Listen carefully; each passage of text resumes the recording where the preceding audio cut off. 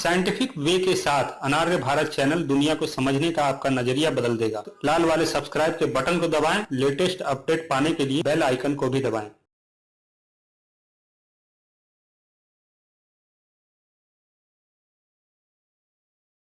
हमारा देश धर्म प्रधान देश है। धर्म यहाँ के लोगों की रगों में खून की तरह दौड़ता है। अब वह जमाना तो रहा नहीं जब ऋषि मुनि साधु संत घर घर घूमकर लोगों को धर्म का ज्ञान बांटते फिरते थे। अब जमाना बदल गया है, देश मॉडर्न हो गया है। ऐसे में इस घोर कलयुग में लोगों को मोक्ष के रहस्य समझाने का बीड़ा उठाया है आधुनिक बाबाओं ने। सदियों पहले देश के लोग सीधे साधे थे, तब के साधु संत भी सीधे साधे और साधारण हुआ करते थे।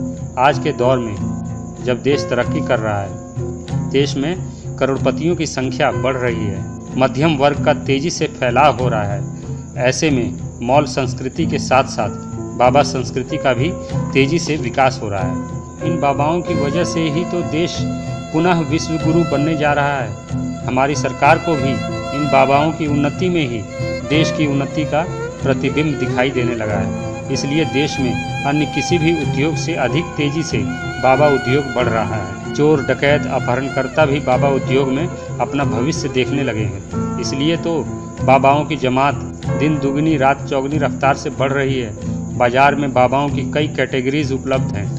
कोई इच्छाधारी बाबा है तो कोई निरंकारी बाबा, कोई तिलकधारी बाबा है तो कोई त्रिलोकधारी बाबा, कोई योग वाला बाबा है तो कोई भोग वाला बाबा, कोई दयालु बाबा है तो कोई कृपालु बाबा, कोई शिष्टाचारी बाबा है तो कोई कपटाचारी बाबा।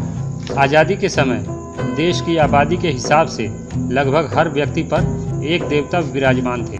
आज जनसंख्या 4 गुनी हो गई, परंतु देवता तो उतने ही रहे। इस अनियमितता को दूर करने का बीड़ा आधुनिक बाबाओं ने ही उठाया, जिससे कोई आदमी देवता विहीन ना रह जाए। इसलिए आज हर आदमी का अपना अलग एक बाबा हो गया है। इस तरह बाबाओं की संख्या बढ़ी तो उनमें भी कंपटीशन पैदा हो जाना स्वाभाविक बात थी। ऐसे में एक बाबा को दूसरे बाबा से आगे निकल जाने की होड़ पैदा हो गई। यह अलग बात है कि अपने भक्तों को मोह माया, लालच, ईर्ष्या से दूर रहने की सलाह देते हुए खुद इन तुच्छ मानवीय कमजोरियों के सहारे जगत मिथ्या के यथार्थ महासागर को पार करने की व्यवस्था हो।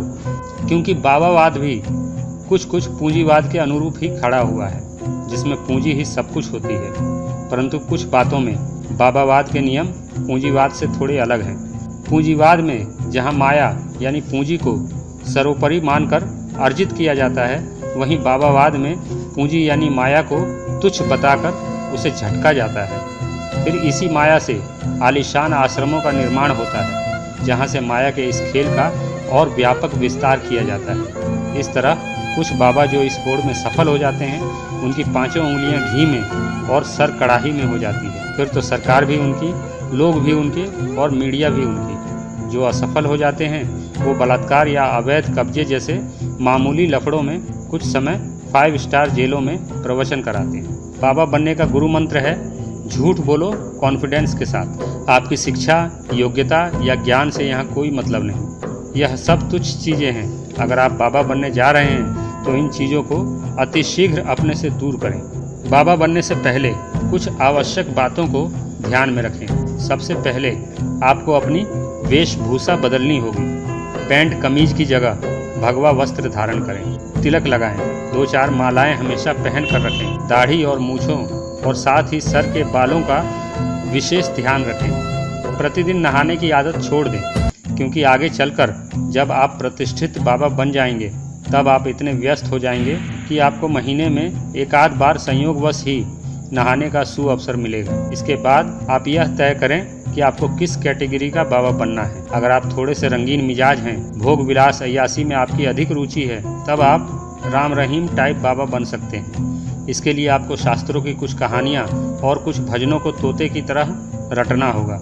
ध्यान रहे कि आपकी वाणी में माधुर्य रस हो, कोमलता हो, चातुर्य का होना तो सबसे आवश्यक है। अगर आप कुछ और बड़ा करना चाहते हैं तो आप अगली कैटेगरी पर ध्यान दें। अगर आप बेवकूफ़ बनाने की कला में महारत हासिल कर चुके हैं तो आप ज्योतिषाचार्य बन जाइए। इसके लिए आपको कुछ ग्रह नक्षत्रों के नाम याद करने होंगे बस। शुरुआत में आप त्रिकालज्ञ विश्व के महान ज्योतिषाचार्य इस तरह के पर्चे बंटवा दीजिए। जैसे ही कोई पहला मुर्गा फंसे तो उससे कहिए आने वाला सप्ताह तुम्हारे लिए ठीक नहीं है और तुम किसी गटर में या किसी बस के नीचे आकर मर सकते हो। तुम्हारे ऊपर शनि की कुदृष्टि है, राहु और केतु तुम्हारे कंधे पर सवार हैं। इसके समाधान के लिए तुम्हें किसी मगरमच्छ का 100 ग्राम आंसू और चील का मूत लाना होगा, जिसे तुम्हें अपनी बीवी के सिंदूर और चूल्हे की कालिख में मिलाकर अपने चेहरे पर पोतना होगा और ये कालिख लगाकर तुम्हें शनिवार के दिन मोहल्ले में घूमने के बाद सूर्य को जल देकर गौमूत्र से नहाना होगा, नहीं तो तुम्हारी बीवी विधवा और तुम्हारे बच्चे अनाथ हो जाएंगे। यह सब सुनकर जब सामने वाले के तोते उड़ जाएं, तब उसे इस समस्या का दूसरा और सरल उपाय बताएं। उससे कहें कि तुम्हारी कुशलता के लिए यह सब काम हम किसी अपने चेले के द्वारा करवा सकते हैं, जिसमें कम से कम 5000 रुपये का खर्च आ सकता है। इस तरह जब आप एक आध वर्ष में ही एक प्रतिष्ठित ज्योतिषाचार्य बन जाएंगे, तब आपको टीवी चैनलों का निमंत्रण मिलने लगेगा। चैनल पर आने के बाद आपकी प्रतिष्ठा में 4 चांद लग जाएंगे।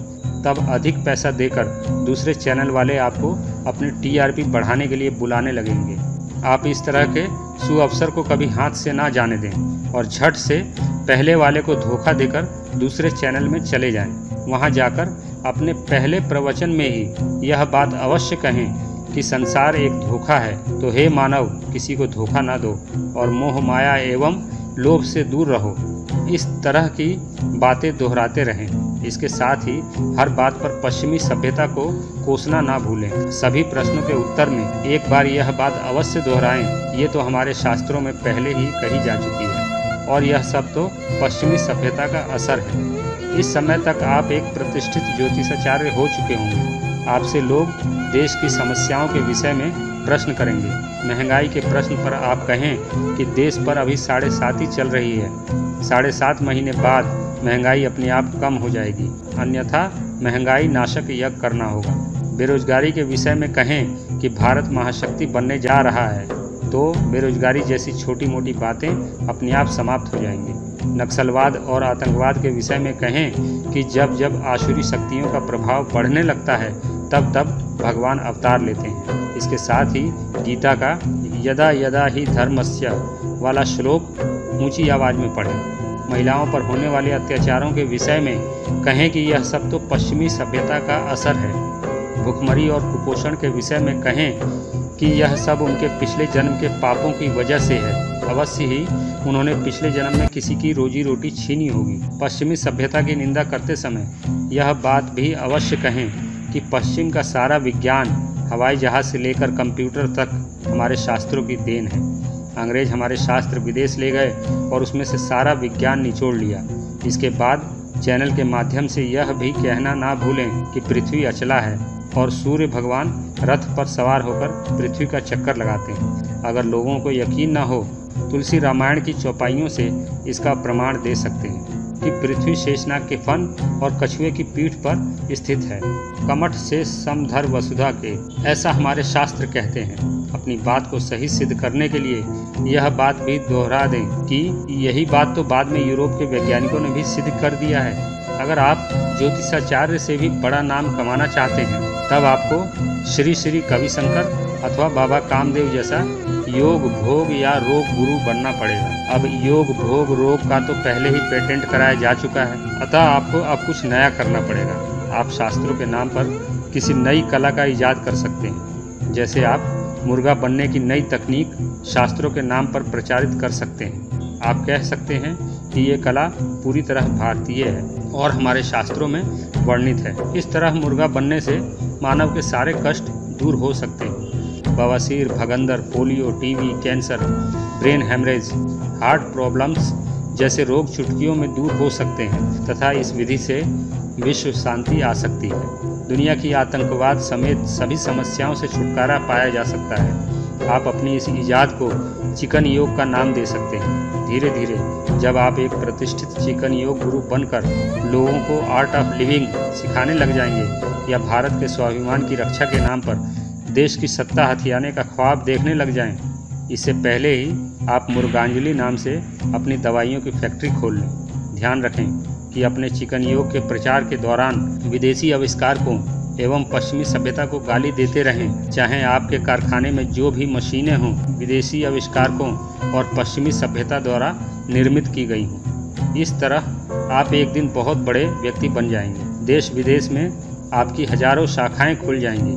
आपको पश्चिमी संस्कृति के लोग आपकी उच्च भारतीय सभ्यता से प्रभावित होकर अपने यहाँ आमंत्रित करेंगे। वहाँ जाकर आपको अपने वक्तव्यों में थोड़ा सा परिवर्तन करना पड़ेगा।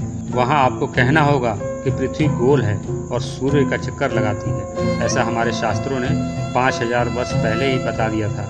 आपने अगर कुछ और कहा तो हो सकता है आपको जूते पड़ने लगें, क्योंकि पश्चिमी सभ्यता तो असभ्य है ना। अगर आपको लगता है कि चिकन योग के बहाने ही सही खुद मेहनत कर दूसरों को मेहनत करने की प्रेरणा देना आपके बस की बात नहीं, तो घबराने की ज़रूरत बिल्कुल नहीं। अभी और भी कई कैटेगरीज बाकी हैं। आप चाहें तो बापू कैटेगरी के बाबा बन सकते हैं। जरा ठहरिए, यहाँ गांधी वाले बापू की बात नहीं हो रही, बल्कि हम बात कर रहे हैं बम पिस्तौल मोटरार जी बापू या निराशाराम जी बापू वाली कैटेगरी की। इस कैटेगरी का बाबा बनने के लिए भी आपको तुलसी रामायण के ढोल गंवार शूद्र पशु नारी ये सब ताड़न के अधिकारी सरीखे कुछ चौपाइयों की रट्टमपेल की आवश्यकता होगी। इसके साथ साथ दूसरी कैटेगरीज के लिए बताई गई कुछ बातों का भी विशेष ध्यान रखें। सबसे पहले आपको किसी सरकारी जमीन पर अवैध कब्जा कर वहां जागरण भजन कीर्तन प्रवचन से ही शुरुआत करनी होगी। अगर आप शुरुआत में ही कुछ प्रतिष्ठित हो जाते हैं तब आप किसी की भी ज़मीन पर कब्जा कर सकते हैं। बस आपको लोगों को समझाना होगा कि मरने के बाद तुम्हारी ज़मीन तुम्हारे किसी काम की नहीं। इस तरह आप हजारों बीघा ज़मीन के मालिक बन सकते हैं। जो खुशी से अपनी ज़मीन आपके नाम नहीं करता उसकी ज़मीन पर धोखे से आश्रम बनाए जा सकते हैं। अगर केस मुकदमे की नौबत आती है तो घबराने की आवश्यकता नहीं, क्योंकि तब तक आपके भक्त बड़े बड़े वकील होंगे। राज्य के बड़े बड़े सरकारी अफसर तो आपके नौकर चाकरों में से होंगे, जो आपके तलवे चाटने में अपने आप को धन्य समझेंगे। फिर भी अगर आपका कोई पूर्व भक्त मोह माया में फंसकर चंडोक या चांडाल वाली हरकत कर बैठे, यानी आपके विरुद्ध गवाही देने को तैयार हो, तो उस पर जानलेवा हमला करवा सकते हैं। उसे यमलोक भेजने का प्रबंध कर निश्चित हो सकते हैं, क्योंकि आपका तो कुछ बिगड़ने वाला नहीं। अगर आपको बापू बनने में झंझट का काम लगता है तो चिंता की आवश्यकता नहीं। आप अगली कैटेगरी चुन सकते हैं। यह है महाराज वाली कैटेगरी। इस कैटेगरी का सबसे बड़ा लाभ तो यह है कि आप लोकतंत्र में भी महाराज की पदवी से नवाजे जाएंगे। इस कैटेगरी में आप दयालु जी महाराज, झगड़ालू जी महाराज, कुधांशु जी महाराज या मतपाल जी महाराज जैसी कोई भी पदवी धारण कर सकते हैं। रटना तो यहाँ भी पड़ेगा। कुछ ही वर्षों में जब आपका बोलबाला खूब हो जाए, भक्तों की कृपा से आलीशान महल सरीखे आश्रम निर्मित हो जाएं, तब आप दिखावे के लिए अपनी माँ, दादी, चाची, नानी या सास के श्राद्ध का आयोजन करें और पूर्व जन्मों के कष्टों को झेल रहे गरीब नाम के लोगों को 20 रुपए के भोजन का प्रलोभन देकर अपने आश्रम में आमंत्रित करें। अब पूरे देश में ढिंढोरा पिटवाने की जहमत ना उठाएं, क्योंकि 75 करोड़ लोग इस देश में 20 रुपए रोज पर गुजारा करते हैं। ऐसे में अगर सब के सब आ गए तो आपके शरीर पर कपड़े और सर पर बाल भी नहीं बचेंगे। इसलिए केवल अपने क्षेत्र में ही ढिंढोरा पिटवाएं, फिर देखें कि एक वक्त की रोटी के लिए 60-70 हजार तुच्छ प्राणी कुत्तों की तरह दौड़े दौड़े पहुंच जाएंगे। आपको भूखे नंगे लोगों के लिए उचित व्यवस्था करने की आवश्यकता है ही नहीं। अगर भगदड़ में 60-70 मर भी जाते हैं तो इसमें आपका तो कोई दोष नहीं। आप तो निश्चित होकर अगले दिन के बुआ के श्राद्ध की तैयारी करें। जो मर गए उन्हें तो भगवान ने मारा। वैसे भी देश में रोज 3000 लोग सड़क दुर्घटनाओं में मारे जाते हैं। 7000 बच्चे प्रतिदिन भूखमरी और कुपोषण से मर जाते हैं। 60-70 किसान रोज आत्महत्या कर लेते हैं। इतने ही लोग गंदा पानी पीने के कारण मर जाते हैं। तब तो कोई हंगामा नहीं मचता। फिर आप 60-70 तुच्छ प्राणियों के मारे जाने का अफसोस क्यों करते हैं? अगर आप मुस्लिम हैं और बाबागिरी में अपना भाग्य आजमाना चाहते हैं तो चिंता की कोई बात नहीं। आपको भी इन बाबाओं का अनुसरण करना होगा। इस्लाम की कुछ सतही बातों को रटना होगा। शुरुआत में आपको प्रचार माध्यमों का सहारा लेना पड़ेगा। बाबा खुदशाह बंगाली जैसे अजीबोगरीब नाम के साथ आपको अपने विज्ञापन में लिखवाना होगा कि अब किसी को खून के आंसू रोने नहीं दूंगा। काले इल्म के माहिर, सभी समस्याओं का समाधान तुरंत। यहाँ भी दूसरे बाबाओं के तर्ज पर कुरान के कुछ आयतों की रट्टमपेल करनी पड़ेगी। कुछ ही दिनों में इस तरह के विज्ञापनों के जाल में आपके अड्डे पर तुरंत समाधान चाहने वाले दुखियारी लोगों की भीड़ जमा होने लगेगी। बाबा बनने के लिए आपको कुछ ख्याति प्राप्त बाबाओं के जीवन चरित्र का अनुसरण भी करना पड़ेगा। तो फिर देर किस बात की, बाबाओं की भीड़ में एक बाबा और सही। आपको हमारा यह वीडियो कैसा लगा कमेंट बॉक्स में जरूर बताएं और हमारे इस चैनल को सब्सक्राइब जरूर करें। सदियों से फैलाए गए अंधविश्वास और कुरीतियों के विरुद्ध वैज्ञानिक चिंतन के साथ खड़ा यह चैनल दुनिया को समझने का आपका नजरिया बदल देगा। धन्यवाद।